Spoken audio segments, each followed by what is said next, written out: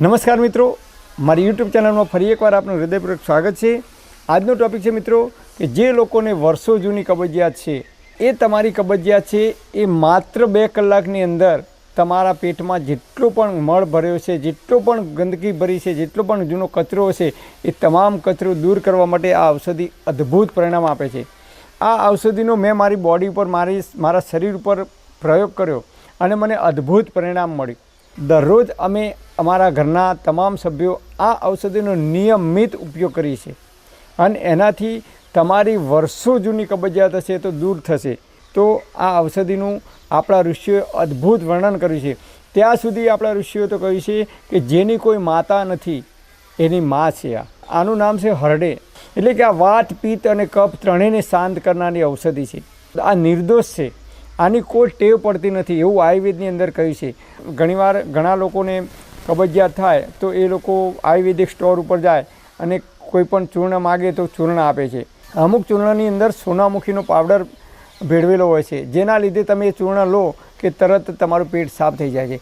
પણ મિત્રો, એ સોનામુખી છે એ તમારા શરીરને, બોડીને નુકસાન કરે છે। આપણા આંતરડા છે નબળા પડી જાય છે, વીક પડી જાય છે।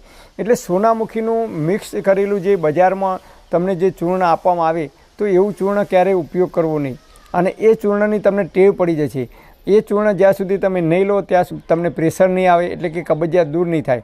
અને બીજા કોઈ પણ ચૂર્ણ પછી તમને ફાવશે નહીં, તમારા બોડીને ભાવશે પણ નહીં, કે તમારા બોડીને અનુકૂળ નહીં આવે। એટલે મહેરબાની કરીને તમે બજારની અંદરથી જો કબજિયાત દૂર કરવાની કોઈ ઔષધિ લાવતા હોય, દવા લાવતા હોય આયુર્વેદિક સ્ટોર ઉપરથી, તો નિષ્ણાત વૈદ્યની સલાહ લીધા પછી જ એનો ઉપયોગ કરવો।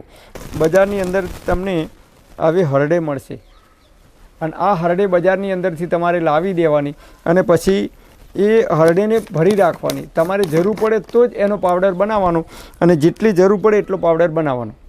આ રીતે આ હરડે તોડશો એટલે એની અંદરથી ઠળીઓ નીકળશે।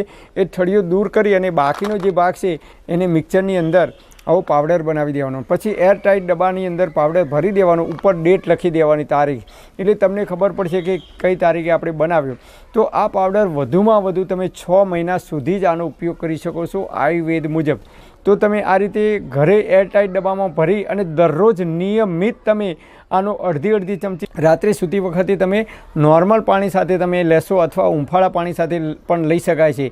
તો તમારું પેટ કાયમ માટે સાફ થશે અને પેટ સાફ થશે તો તમામ પ્રકારની બીમારીઓથી તમે બચી શકશો। આની કોઈ આડઅસર થતી નથી, આની કોઈ બોડીમાં ટેવ પડી જતી નથી।